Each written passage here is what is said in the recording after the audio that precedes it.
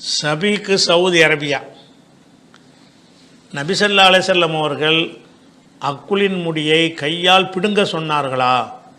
இவ்வாறு பலர் தப்லீக் ஜமாத்தில் கூறுகிறார்கள் அப்படின்னு கேட்குறாரு. அதாவது மனிதர்களுக்கு மர்மஸ்தானத்தில் முளைக்கக்கூடிய முடிகள், அக்குள் அந்த கம்பு காடுமாங்கள அக்குள்ள வரக்கூடிய முடிகளையெல்லாம் நீக்கணுங்கிறது ஒரு சுன்னத்து இருக்கிறது. இந்த நீக்கினதை பற்றி வரும் பொழுது அந்த அக்குள் முடியை எடுக்கிறதுக்கு உள்ள வாசகம் எப்படி வரும்னு கேட்டால், ஓ நத்துஃபுல் இபுத்தி, அக்குள் முடிகளை பிடுங்குதல்னு வரும். நத்தை ஃபண்டை பிடுங்குறது, பிளேடு போட்டு சேவ் பண்ணுறது இல்லை. அப்போ அக்குள் முடியலை என்ன செய்கிறது, இப்படி பிடுங்கி போட்டுறது. அப்படி நான் பிடுங்குதல் என்று வார்த்தை வருது.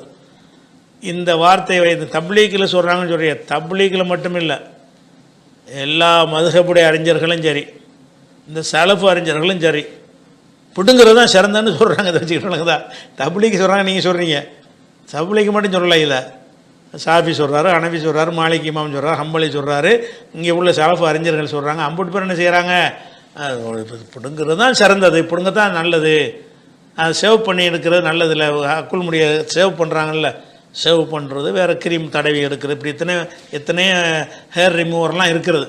அதுகளையெல்லாம் பயன்படுத்துகிறதை விட எது நல்லது, அக்குள் முடியை பிடுங்கிறது தான் நல்லது அப்படின்னு என்ன செய்கிறாங்க சொல்கிறாங்க. காரணம் என்னென்னு கேட்டால், அது பற்றி வரக்கூடிய ஹதீஸுகளில் நத்துஃபுங்கிற வார்த்தை நத்துஃபுன்னு வார்த்தை வருது.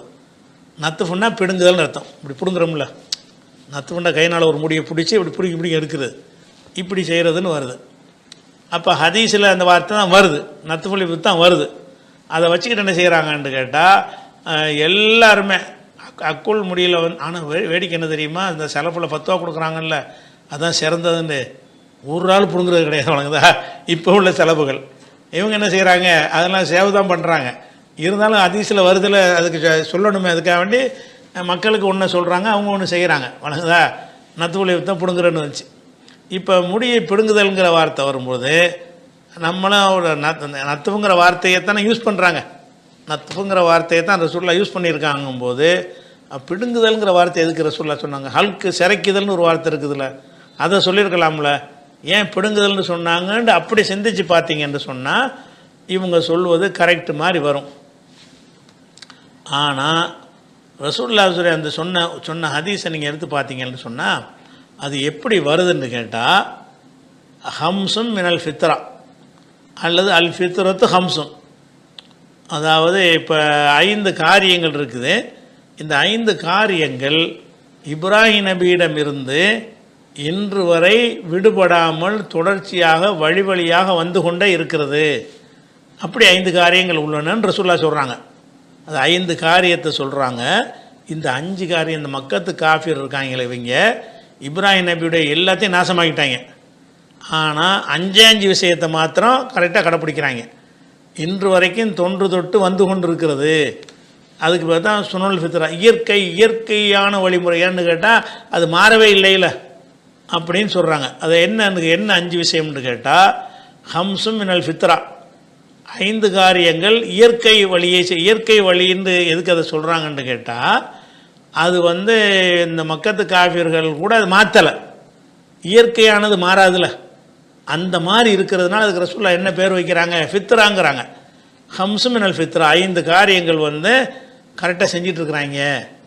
ஜாஹிலியாக்களாக இருந்தாலும், இந்த மூட நம்பிக்கை கொண்ட மக்களாக இருந்தாலும் 5 விஷயத்தை கரெக்டாக செய்கிறாங்க அப்படிங்கிறாங்க. அப்போ 5 விஷயங்கள் என்னத்தில் சேர்ந்தது, ஃபித்ராவில் உள்ளது.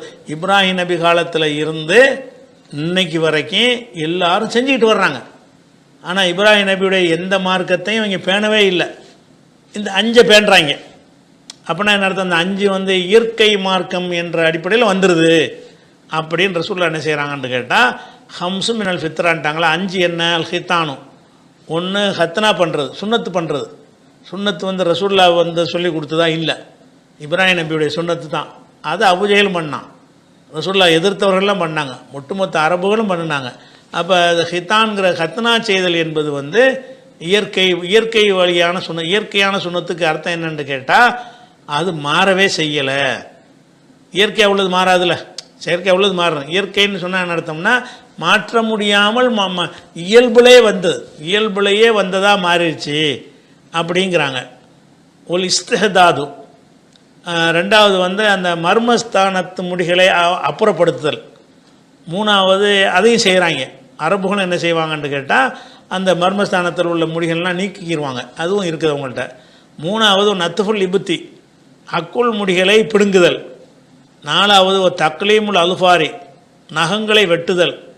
ஓ கசு ஷாரிபி, மீசையை வந்து பெருசாக இல்லாமல் கத்தரிச்சிக்கிறது. உதட்டோடு வைத்து என்ன செய்கிறது, வெட்டி கொள்ளுதல்.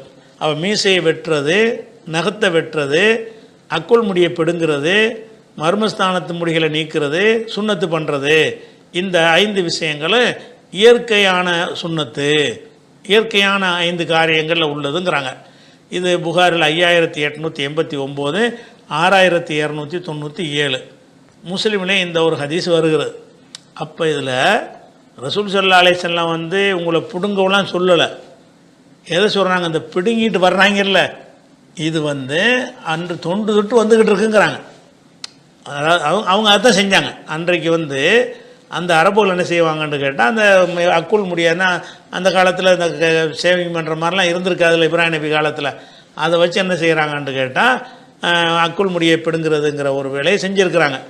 அது சாம்பல் இருக்குல்ல, அந்த சாம்பலை போட்டு விட்டு பூசி இப்படி பிடுங்கினா ஈஸியாக வந்துடும்லாம் அது சில வழிகாட்டுதெல்லாம் எடுத்து வச்சுருக்கிறாங்க. இப்போ நம்ம என்னென்னு கேட்டால் நம்மளுக்கு வந்து முடியை நீக்கிறது தான் அதில் ஒரு முக்கியமான ஒரு விஷயம். இப்போ உதாரணமாக வந்து அக்குள் முடிகளை விட்டுருங்க, மர்மஸ்தானத்து முடியை நீக்குன்னு வருது. நீக்கிறேன்னா என்ன, பிளேடு வச்சு சேவிங் தான் பண்ணணுமா, அல்லது அதுக்கு தகுந்த கிரீமுகள்லாம் வருதில்ல, ஹேர் ரிமூவர், அது மாதிரியான சாதனங்கள், அதை வச்சு முடியை நீக்கினா தப்பாண்டா தப்பு கிடையாது. எதை வேணாலும் நீங்கள், நம்ம நோக்கம் என்னன்னு கேட்டால் அது எதனால் மார்க்கத்தில் சொல்லப்பட்டுச்சோ அதை செய்யணுங்கிறது தான் அந்த நோக்கம். எதனால் சொல்லப்பட்டுச்சு, வந்து அந்த இடம் வந்து முடி வளரக்கூடாது, நல்லதில்லை, அதை சுத்தப்படுத்தி வச்சுக்கிறேன்னு, அந்த இடத்த நீங்கள் தூய்மையாக்கிக்கிறணும்னு ஒரு வழிகாட்டுதல் தான். அதில் வந்து நீங்கள் வந்து சிறைச்சாலும் ஒன்று தான், அல்லது வேறு ஒரு கிரீம் மாதிரி தடவி அதை முடிய நீக்கினாலும் ஒன்று தான், எல்லாம் ஒன்று தான். அது போக இது அறியாமை காலத்து மக்கள்கிட்ட இப்ராஹிம் நபி காலத்திலிருந்து தொன்று தொட்டு வர்ற வழிமுறைன்னு அந்த ஒரு கோணத்தில் தான் ரசூல் அதை சொல்கிறாங்க. அவன் செஞ்ச மாதிரியே செய்யணும்னு கிடையாது. அவன் இந்த காரியங்களை செஞ்சுக்கிட்டு வந்தான்னா அவன் அந்த முடியை பிடுங்கிக்கிட்டு இருந்தான், அக்குள் முடியை. இன்றைக்கி வந்து என்னது, பிடுங்கிறது நல்லதா, முடியை சேவ் பண்ணுறது நல்லதாண்டா என்ன சொல்லுவாங்க, முடியை பிடுங்கி பாருங்களேன் எப்படி இருக்கும்ண்டு. அக்குள் முடியை ஒரு பிடுங்கினா என்ன ஆயிரும், வலி உசுறு போகுமா இல்லையா? அப்படி ஒரு முடியை பண்ணுறது, சுண்ணத்து பண்ணுற வேதனை அனுபவிப்பாங்க முடியை பிடுங்குறேன்னு சொல்லிட்டு. அது அந்த காலத்தில் அவங்க செஞ்சுக்கிட்டு இருந்தாங்கங்கிறது அதில் வருது. 5 காரியங்கள் வழிமுறையாக செஞ்சுட்டு வரான். நம்ம என்ன செய்வோம், அவன் செஞ்ச மாதிரியே செய்யணுன்ற அர்த்தம் கிடையாது. அக்குள் முடியை நீக்கணும், அவ்வளவுதான். அவர்கள் பிடுங்கி கொண்டு இருந்ததுனால இந்த வார்த்தை ரசூலுல்லாஹ் சொன்னாங்களே தவிர பிடுங்கிறது தான் நல்லதுன்னு சொல்ல மாட்டான். நம்ம எதை தேர்ந்தெடுக்கணும், 2 வழி கண் முன்னாடி இருந்துச்சுன்னு சொன்னால், எந்த வழி வந்து சிரமம் இல்லாமல் இருக்குதோ, எந்த வழி வந்து நமக்கு வேதனை தராமல் இருக்கிறதோ அதை தேர்ந்தெடுப்பதா, சிறந்ததுன்னு சொல்லி வேதனையை கூட்டிக் கொள்வதா? முடியை பிடுங்குறதுங்கிற வேதனையா இல்லையா? ஒரு தாடி முடியை ஒன்று பிடுங்கி பாருங்களேன், லேசாக பிடுங்க முடியுமா உங்களால்? பிடுங்கினா என்ன செய்யும், அது பிச்சுக்கிட்டு வந்து ஒரு ரத்தம் கூட வந்துடும் சில ஆளுகளுக்கு. அப்போ முடியை வந்து அது கட் பண்ணுறது, அதை சேவ் பண்ணுறதுங்கிறது கஷ்டம் இல்லாமல் இருக்கும், பிடுங்குறதும் கஷ்டமாக இருக்கும். ஆனால் அவங்க ஏன் அதை சொல்கிறாங்கன்னு கேட்டால், அந்த பிடுங்குதல்ங்கிற வார்த்தை வந்துருச்சான். பிடுங்குங்கன்னு அவங்கள்ட்ட சொன்னாங்க. எப்படி வந்திருக்குது, அது வந்து அந்த ஜாஹிலியா காலத்தில் இருந்து தொடர்ச்சியாக வந்து கொண்டு இருக்கிறது. அது முடியை பிடுங்கிறதும் வந்துக்கிட்டு இருக்குங்கிறாங்க. முடியை அவன் பிடுங்கிட்டு இருந்தான்னு சொன்னால் அன்றைக்குள்ள சாதனம் இல்லாதனால பிடுங்கி இருந்திருப்பான். உங்களுக்கு இப்போ ஏன் போட்டு பிடுங்க வேண்டிய என்ன தேவை இருக்குது? அதை விட லேசாக என்ன செய்யலாம், அதுக்கு வந்து ரேசர் வச்சு எடுத்துடலாமே, சிம்பிளாக ஒரு கத்தியை வச்சு எடுத்துடலாமே, அதில் ஒரு கிருமி தடையை விட்டு என்ன செய்யலாம், எடுத்துடலாம். அதனால் வந்து பிடுங்கத்தான் வேணுங்கிறது வந்து அது. ஆனால் அவங்க இல்லாதவங்க சொல்லலை, புரிந்து கொள்வதில் என்ன செய்கிறாங்க, தப்பு பண்ணுறாங்க. இதுதான் சிறந்ததுங்கிறாங்க. அவங்களே இந்த சிறந்ததை செய்ய மாட்டாங்க. எந்த சலவையும் வந்து உட்காந்து பிடிங்கிட்டு இருக்க மாட்டாங்க. கேளுங்க, சலபுகள்கிட்ட கேட்டிங்கன்னா அப்படி தான் அதிசயில் வருது, பிடுங்குறது நல்லதும்பாங்க. நல்லதுன்னா நல்லதை நீங்கள் ஒரு ஆளாவது தேர்ந்தெடுத்து செய்யணுமா இல்லையா? ஒவ்வொரு சலவி ஆலிம் சட்டை போய் கேளுங்க, நீ பிடுங்குவீங்களாண்டு. பள்ளிவாச இமாம்கிட்டலாம் கேளுங்க, 4 மதுக இமாமும் பிடுங்க சொல்லிவிட்டாங்க, அஜர்த்து நீங்கள் பிடுங்குறீங்களான்னு கேளுங்க. அக்குள் முடிய பிடுங்குறீங்களா சிறைக்கிறீங்களான்னு கேளுங்க, பிடுங்க மாட்டார்.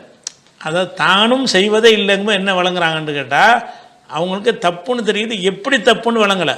அதாவது இருக்கிற எல்லாருக்குமே இந்த பிடுங்குதல் என்று அதை நம்ம புரிந்து கொள்வது தப்புன்னு விளங்குகிறது. அதை சொல்ல தெரியாதனால அப்படி தான் வந்திருக்கு, அதான் சிறந்தது, இருந்தாலும் நீங்கள் விரும்பினா அப்படி செஞ்சுக்கலாம்னு சொல்லிட்டு என்ன செய்கிறாங்க, இந்த ரெண்டாம் நிலையில் உள்ளது அவங்க செய்கிறாங்க. நம்ம என்ன செய்கிறோம், பிடுங்கிறது அந்த காலத்து வழக்கத்தில் உள்ளது. அதாவது எப்படி 5 காரியங்கள் இப்ராஹிம் நபி காலத்திலேருந்து தொன்று தொட்டு வருகிறதோ அந்த மாதிரி இப்போ அவங்களும் பிடுங்கி கொண்டு இருந்தார்கள்னு அர்த்தம். அவ்வளோதான். நம்ம பிடுங்கணுன்ற அவசியம் கிடையாதுன்னு எடுத்துக்கிட்டோம்னா என்னவாயிரும்,